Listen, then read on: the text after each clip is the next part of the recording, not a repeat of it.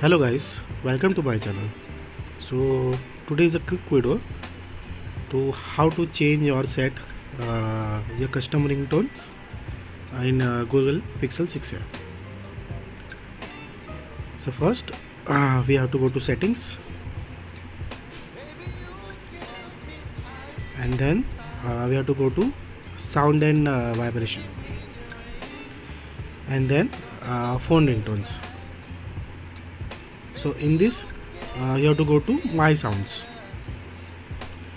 and then at the bottom right you can see one plus sign. Just click on that,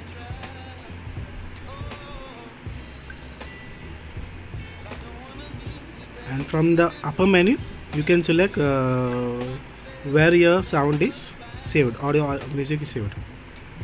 So mine is in a downloads folder, so I will select the download folder,